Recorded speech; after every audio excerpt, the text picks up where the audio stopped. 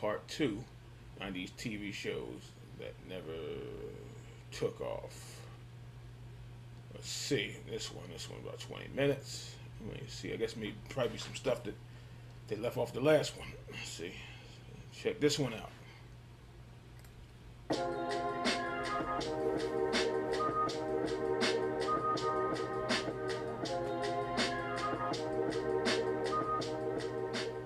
As promised, this video is a continuation of our trip down memory lane, reminiscing about TV shows from the 90s that never took off, but we still remember fondly. The young Dave Chappelle. Or not so fondly.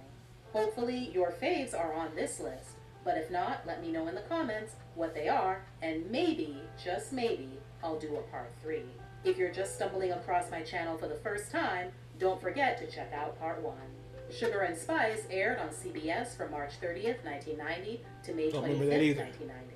Set in the small town of Ponca City, Oklahoma, the show centers on two middle-aged African-American sisters with very different personalities. Loretta Fontaine and Vicki Lynn Fontaine. That's the woman that played by Loretta Devine Smokey's mother on Friday. Vicki Lynn, the quiet and conservative one, is a divorcee, making her living with a mail-order business run out of her home. Loretta, an aspiring actress, bides her time working as a hostess at a cafe. Together, they're raising their teenage niece, Toby, played by Laverne Anderson, the only child of their late sister. Toby's best friend, Ginger, is played by Dana Hill. Bonnie, played by Stephanie Hodge, is Vicki Lynn's assistant. Sadly, the star power of Loretta Devine, who would go on to have a very successful career on both the big and small screens, wasn't enough to keep the show going. It was canceled fairly quickly after only airing 7 episodes. Baghdad Cafe aired on CBS from March 30th, 1990 to July 27th, 1991. The show, based on the 1987 cult German dramedy film of the same name, starred Whoopi Goldberg as Brenda, the proprietor of the Baghdad Cafe and its adjoining motel, and Jean Stapleton as Jasmine, who simply walks away from her husband in the middle of the desert when their car breaks down, and into Brenda's life. Brenda has 2 children, a boy-crazy rebellious teen daughter, Debbie, played by Monica Calhoun, and a single-parent musician son, Junie, played by Scott Lawrence. Just like Jasmine, Brenda ends up dumping her own husband, Sal, played by Cleavon Little, after finding him in bed with another woman. Rudy, played by James Gammon, is a lustful old man who fancies Jasmine, and is easily the most interesting of the cafe's clientele. Fun fact, the show aired ahead of Sugar and Spice as part of the new Friday night comedy hour on CBS. In addition to suffering from an unfortunate title, the show never really quite clicked. It was a show full of possibilities that were never achieved. Viewers just weren't interested, evidenced by the show ranking 74th in the 2nd season. One could probably surmise that the show didn't stand a chance, being forced to compete with ABC's hit Family Matters. Sources close to the show say production shut down after a dispute between Whoopi and the show's co-executive producer. Executive producer Kenneth Kaufman was told that Whoopi called the president of the network to say that she was quitting the show immediately.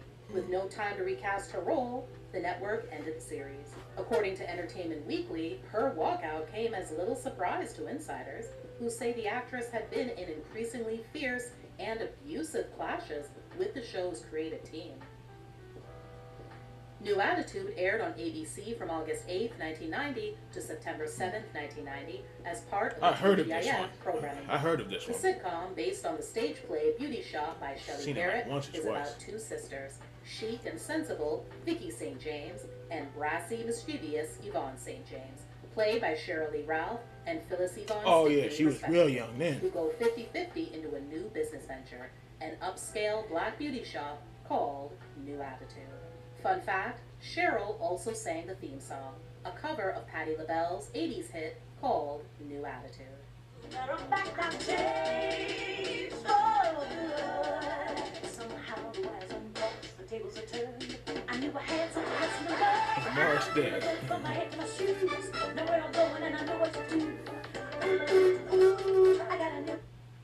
Oh, come on now. So, right in the middle of the theme song. I like someone special in my life. Yeah. Well, they weren't exactly working. Yeah. I got a new attitude. Rounding out the cast is Lamar, the salon's top hairdresser, played by musician, songwriter, and lead singer of funk rock band The Time, Morris Day. BB, a gossipy hairdresser, played by BB Drake, Taylor, the flighty receptionist, played by Karen Bankhead, and Chili D, a street smart kid who's working at the salon for restitution, played by Lorenz Tate. The show aired Lorenz Tate was some everywhere. Episodes filmed before being canceled. In a 2024 interview with Entertainment Lorenz Weekly Tate, on her storied career, Cheryl seemed to allude to the demise of the show having to do with it not getting enough time to find its footing. It had great potential. We did far too few episodes, but what a great time at ABC. True Colors aired on Fox from September 2nd, that's the one. I remember some of that. to April 12, 1992. Ronald Freeman, played by Frankie Faison, is a widowed African-American dentist in Baltimore who marries Ellen Davis, that was early 90s. played by Stephanie Farsi, a divorced white kindergarten teacher who was one of his patients. Ron has two sons from his first marriage, 17-year-old Terry, played by Claude Brooks, and 14-year-old Lester, and that's what's the played name by from the Adam other show. Jeffries. From Ellen Thea. has a teenage daughter, Katie, played by Bridget Conley Walsh. Although the series did focus on race issues, most episodes focused on the family adjusting to their new living situation and the three children going through adolescence. Executive producer Michael Whithorn said True Colors evolved from a pilot he wrote about a black man and a white woman who became roommates in New York.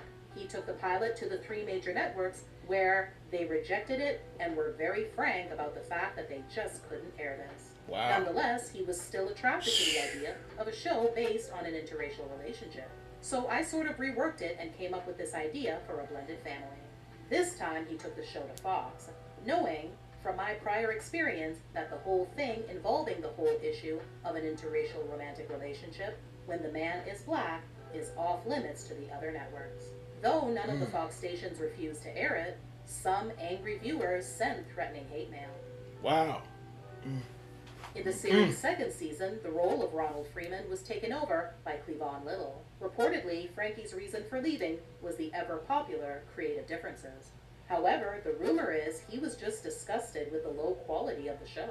It was all for the best, though, since according to Cleavon, Whithorn was initially interested in casting him for the role, but he had other obligations. Nancy Walker, who played Ellen's mother, was suffering from lung cancer, ultimately only appeared in half the season's episodes due to her treatments and compromised health. Early in 1992, Robert, played by Norman D. Golden II, was introduced. Robert, who went by the nickname Twist, was a young boy in the neighborhood who attached himself to the Freemans. The new additions didn't help the show gain any momentum, so the April 12th episode wound up being the series' last, as Fox canceled True Colors 1 month later. Where I Live premiered on March 5th, 1993. That was a good one. I remember that now. That was a real good one. 1993, as part of ABC's TGIF lineup. Pause it too much, but that one shouldn't have went nowhere. That was a good one. That show wasn't boring at all. That was a good show.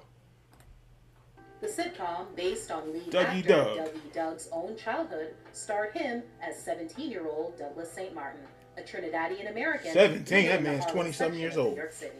He lived with his caring, hardworking parents, Father James, played by Sullivan Walker, Mother Marie, played by Lorraine Toussaint, and his younger sister, 14-year-old Sharon, played by Unoka Doyle. Much of the show focused on Douglas's misadventures with his best friends, Reggie Coltrane, played by Flex Alexander, and Malcolm Richardson, played by Sean Baker. The main cast also includes Kwanzi, played by Jason Bone Smith, a 10-year-old kid who tries to woo Sharon. A couple of years prior, co-creator Michael Jacobs was devising a version of Thornton Wilder's Our Town that would be set in a black community. Meanwhile, the other co-creator, Enrich Van Lowe, was developing a series based on his experiences growing up in the Bronx. The two eventually got together with Disney's Touchstone Television to develop Where I Live. Although the show drew critical acclaim for its realistic portrayals, the ratings were low compared to the rest of the TGIF lineup, putting it at risk of getting canceled. But with the support from Bill Cosby and fans, the show was renewed for a second season. Cosby would also become a consultant on the series. Sadly, after the show was moved to Saturday nights, the ratings plummeted. 8 episodes were produced for the second season, but the series was canceled after only 3 of them had aired. 704 Hauser aired on CBS from April 11th, I don't remember this at all. to May 9th, 1994. The series, a spin-off of the Norman Lear developed All in the Family, is built around the concept of a black family, the Cumberbatches, moving into the former Queen's home. Of course, I know who that is. After he sold the house, located at 704 Hauser Street. John Amos, star of another. Of course, I remember him, but I don't know the show at all. Ernie Cumberbatch, a Vietnam veteran and master mechanic, while Linny Godfrey plays his wife, Rose, a caterer. The show features a reversal of the original All in the Family formula. Ernie and Rose are working-class Democrats, while their son Goody, played by T.E. Russell, is a conservative activist, and his girlfriend, Sherilyn Markowitz, played by Maura Tierney, is white and Jewish. In a 1994 interview with Entertainment Weekly, Lear revealed how the show came about. "I've been keeping the sets for All in the Family in storage since it went off the air. Every year, my accountant calls and yells at me for spending money on storage bills. The last time he called, I happened to be reading Thomas Sowell, who is perhaps the most listened to voice of black conservatism in the country. A true scholar. And the next day, it just hit me. There's a show in a black liberal father and his conservative son living in Archie Bunker's old place." Audiences didn't respond favorably to the show, however, and it was canceled after airing 5 of the 6 filmed episodes. Cleghorn aired on the WB from September 10th, 1995 to December 17th, 1995. The series focuses on the life of Ellen Carlson, played by Saturday Night Live alum Ellen Cleghorn, a single mom who's raising her 9-year-old daughter Akilah, played by Sarita Monet Bickelman, on Manhattan's Upper West Side. Comedic situations arise as Ellen tries to balance raising her daughter, running a local production company in Soho, and the interference of her overbearing parents, Sidney and Lena, played by Garrett Morris and Elena Reed Hall, respectively, who live next door. The main cast also included Steve Bean, of course, remember her as from Ellen's 227. partner Brad, Michael Ralph as Ellen's ex-husband Terrell Livingston, and Sherry Shepard as Ellen's sister Victoria Carlson. The show was among the first batch of original programming ordered by the newly launched WB network. It was put on hiatus in December 1995, having aired only 12 episodes, and was later canceled with 3 episodes left in the can. Ellen told Slate.com in 2018, "I don't think I was ready, in terms of being strong and saying, I can write, this is what I do, and feel confident in that, and to be able to say, no, this does not work, this works better." Minor Adjustments aired on NBC from September 16, 1995 until November 26, 1995, and then on UPN from January 23, 1996 until June 4, 1996. Looks like the girl from Bernie Mac. That is her.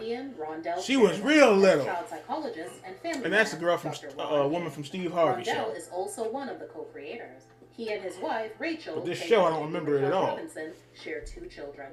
4-year-old daughter. These shows, they need to make a network. They put like all these shows on. I don't know what they call it, classic TV. I don't know what the hell they call it. But they need to make something. Emma, played by Camille Winbush, and 10-year-old Trevor, played by Bobby E. McAdams II. Keeping life interesting at the office for Dr. Ames are medical partners, dentist Dr. Bruce Hampton, played by Mitchell Whitfield, and pediatrician Dr. Frances Bailey, played by Linda Cash, as well as the medical group receptionist and Dr. Hampton's niece, Darby Gladstone, played by Sarah Rue. Just like several other shows that debuted around this time, Minor Adjustments was added to the list of shows that started out on one of the major networks, only to get moved over to UPN. In this case, after the first 8 episodes. And just like those other shows, the switch didn't result in a successful run, and Minor Adjustments was canceled after airing another 12 episodes. Buddies aired on ABC from March 5th, 1996 to May 29th, 1996. Remember this either. Comedians Dave Chappelle and Jim Breuer first appeared together on a 1995 episode of ABC's hit sitcom, Home Improvement. Their feature was the network's chance to introduce the 2 characters to an audience before they started appearing on their own show. I wasn't crazy about no Home Improvement either. Buddies. I'll take Home Improvement over MASH, though.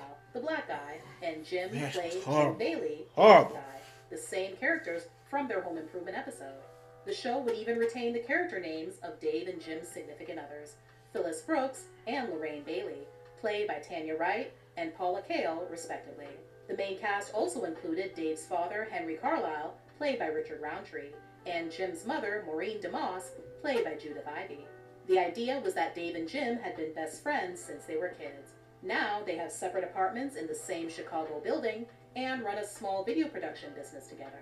After their debut on Home Improvement, though, there were problems with their own show, as evidenced by the fact that almost a full year passed between the Home Improvement episode and the premiere of Buddies. They kept reworking the show, which included Jim being replaced by Christopher Garten, and the character's name changed to John.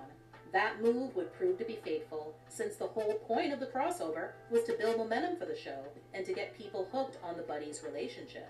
Then they totally defeated the purpose of it by waiting a year to put the new show on the air, and they replaced half of the comedy team.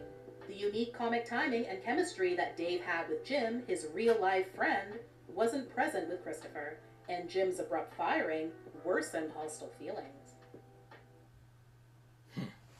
Want to know how I pay only $48 a month for my home insurance? Well, it's a new loophole. Basically, any homeowner can... As the ads. Not surprisingly, the show garnered disappointing ratings and was canceled after airing only 5 out of the 13 produced episodes. Wow, damn. Dave himself was not proud of his involvement with Buddies. In retrospect, telling CBS in 2004, "It was a bad show. It was bad.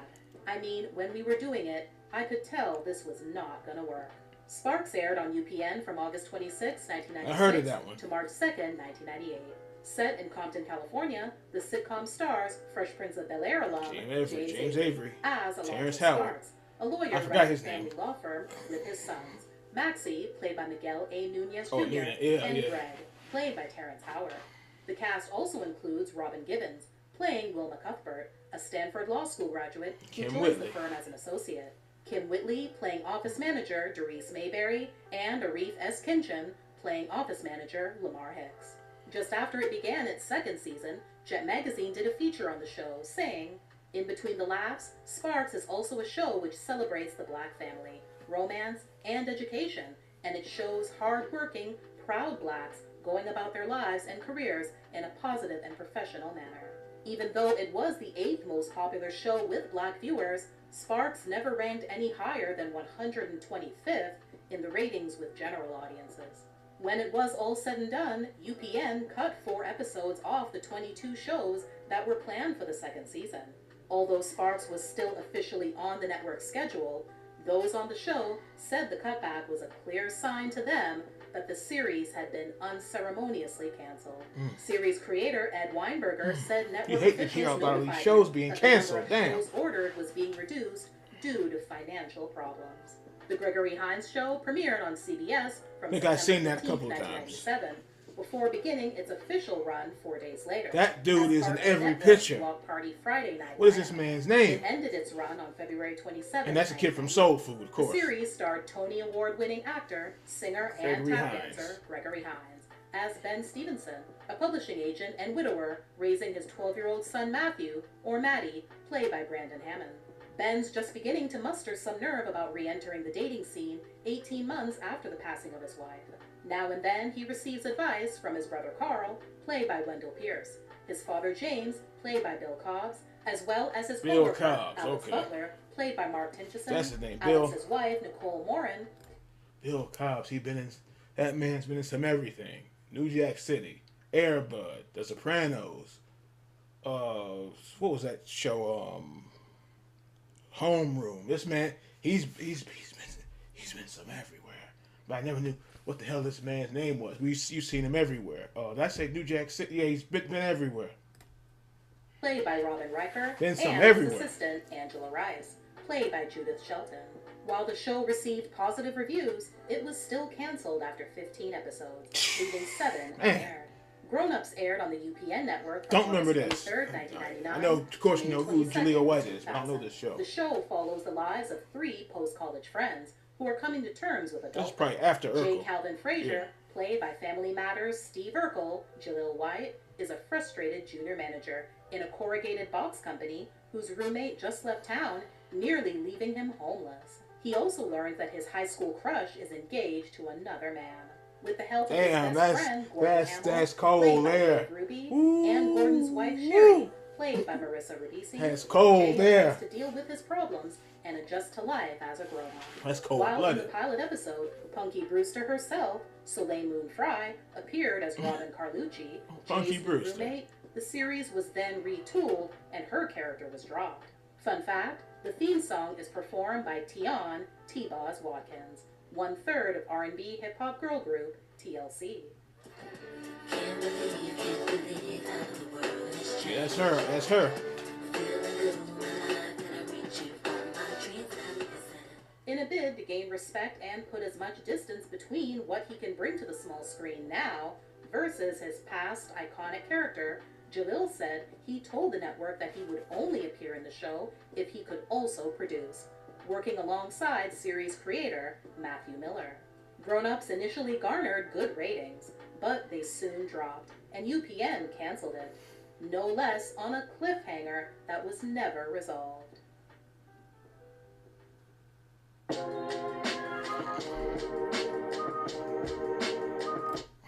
probably gonna have to have a part 3, because I know what was missing this time. George Foreman, not the reality show, the one we had the TV show. Well, that show I just mentioned, I just discovered it months ago. Homeroom,